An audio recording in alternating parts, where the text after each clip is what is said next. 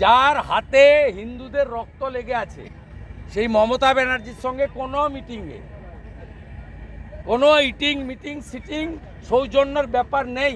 आग लगाया है।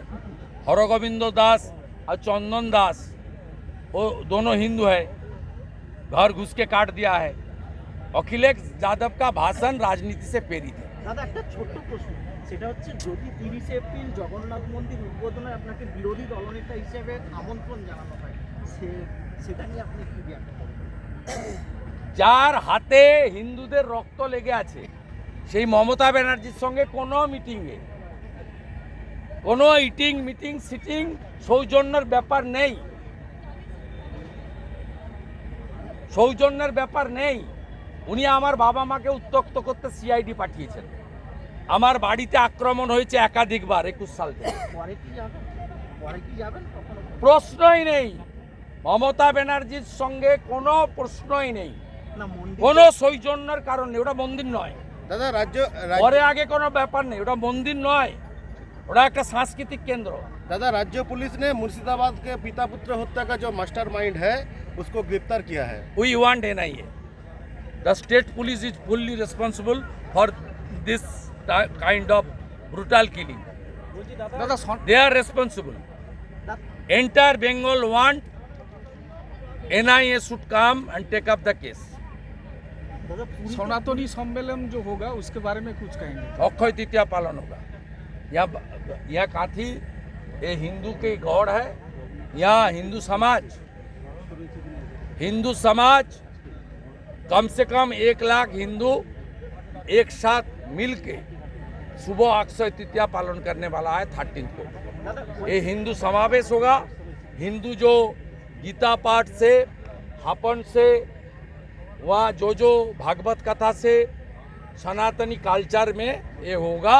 ये कोई पॉलिटिकल कार्यक्रम नहीं है, लेकिन हम लोग भारतीय संस्कृति और हिंदू सनातन संस्कृति को जिंदा रखने के लिए काम कर रहा है। बंगाल में हिंदू खतरे में है। हम लोग हिंदू जो अत्याचारित है उनको प्रेयर करने के लिए यहाँ एक बड़ा धार्मिक कार्यक्रम का यहाँ का जो हिंदू ऑर्गेनाइजेशन वो लोग अरेंज किया है। हम लोग पूरा ताकत से सब लोग पार्टिसिपेट करने का आज सिद्धांत तो ले लिया है। परमिशन मिला है क्या पुलिस से?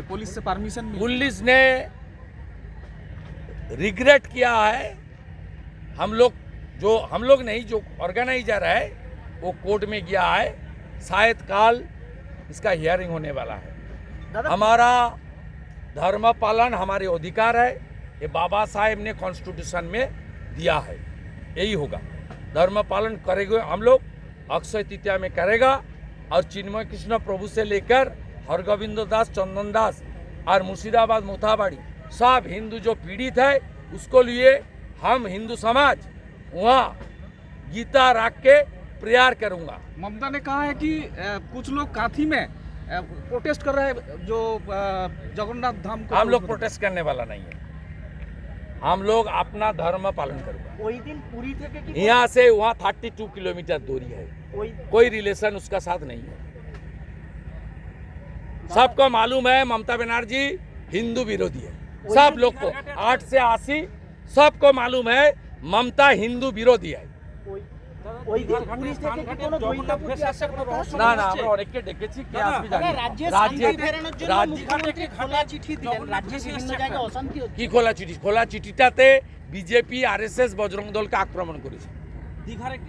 উনি আবার এই চিঠিটার মধ্য দিয়ে প্রমাণ করেছেন উনি সিমি, পিএফআই, আনসারুল বাংলার একজন প্রোটেক্টর। উনি জামাতের লোক প্রমাণ করেছেন এই চিঠি দিয়ে। ওখানে একটাও জঙ্গি সংগঠনের নাম নেই, রাষ্ট্রবাদী সামাজিক সংগঠনের নাম আছে, হিন্দু সংগঠনের নাম আছে। আরএসএসের বিরুদ্ধে বলেছেন, বিজেপির বিরুদ্ধে বলেছেন, বজরং দলের বিরুদ্ধে বলেছেন। বলছি দাদা, আজকে দীঘা স্নানঘাটে একটি জগন্নাথ ভেসে এসছে, কি রহস্য মনে হচ্ছে?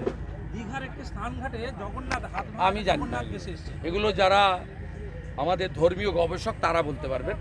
আমি ধর্মীয় গবেষক নই, আমি একজন সনাতনী। দাদা দীঘাতে মুখ্যমন্ত্রী আসবেন, সেখানে হাজারো পুলিশি অ্যারেঞ্জমেন্ট থাকছে, কিন্তু কাঁথিতে লক্ষ মানুষের সনাতনীদের সম্মেলন হবে, সেখানে আমাদের লাগে না, আমরা লাগে না। এখানে তো আজকে 2000 কর্মী এসেছিল, পুলিশ লেগেছে নি, লাগে না। তৃণমূলের 25টা লোক থাকলে 75টা পুলিশ থাকে। দাদা একটা মমতার 7000 পুলিশ লাগে, আর ভাইপোর 5500 পুলিশ লাগে। দাদা একটা শেষ প্রশ্ন দাদা দাদা দাদা ফিরহাদ হাকিম গুজরাটের দাঙ্গার সঙ্গে পশ্চিমবঙ্গের দাঙ্গার তুলনা করছে, বলছে যে এখানে ঘটনা ঘটেছে, বাড়ি জ্বালানো হয়েছে, কিন্তু দৃষ্টান্তমূলক শাস্তি হবে, সরকার হবে, অপরাধ হবে, কিন্তু গুজরাটে যে দাঙ্গা হয়েছে সেটার কেন কিছু হলো না? তিনি গুজরাটের দাঙ্গার সঙ্গে পশ্চিমবঙ্গের দাঙ্গা তুলনা উনি করছেন, সুপ্রিম যেটা কোর্টে কিছু যান। করে না। উনি সুপ্রিম কোর্টে যান। উনি যদি এতই গুজরাট দরদি হয়ে থাকেন, সুপ্রিম কোর্টে যান। আজ গুজরাটে নরেন্দ্র মোদীজি সুশাসন দিয়েছিলেন বলেই গোটা দেশ তাকে তৃতীয়বারের জন্য প্রধানমন্ত্রী করেছে। তৃতীয়বারের জন্য প্রধানমন্ত্রী করেছে। আপনাকে তো বলছি, ফিরহাদ হাকিমকে একটা হিন্দু বহুল কেন্দ্রে দাঁড়িয়ে লড়ুন না, বন্দরে গিয়ে লড়েন কেন? 75% মুসলমান আছে বলে। যেখানে 60% বেশি হিন্দু আছে, এরকম কোনো একটা বিধানসভায় লড়ুন না। আপনি কত বড় সেকুলার, হিন্দুরা আপনাকে বুঝিয়ে দেবে। আমি সামান্য কথা, আসল জায়গা যে জায়গার অনুপ্রেরণায় আমরা চলি, ভারত মাতা সর্বপ্রসাদ দিয়ে এবং আপনি আসন গ্রহণ করবেন। এবারে অনেক কথা হলো, 116 ডিগ্রি করে হয়েছে সেই ইতিহাস, আমি আপনার পারলে আপনারা আরও যেতে পারছেন, আমি দেখব কিছু করবেন না। আর জন্মাইনি পশ্চিম বাংলার মাটিতে দাঁড়িয়ে মেদিনীপুর সংগ্রামের ইতিহাস, আপনার পিতা পিতামহ মাতা মাতামহী, আমার পিতা পিতামহ মাতা মাতামহী। দুর্ভাগ্য আপনাদের, আমাদের দুর্ভাগ্য আরো, আমাদের পিতৃপুরুষের ইতিহাস 42-এ বন্যায় সব মুছে গেছে। আমি সব জায়গায় বলি, সব মুছে গেছে, রেকর্ড নাই, দলিল নাই, কিন্তু লড়ে দাঁড়িয়েছে আজকে শিক্ষা দীক্ষায় আমাদের।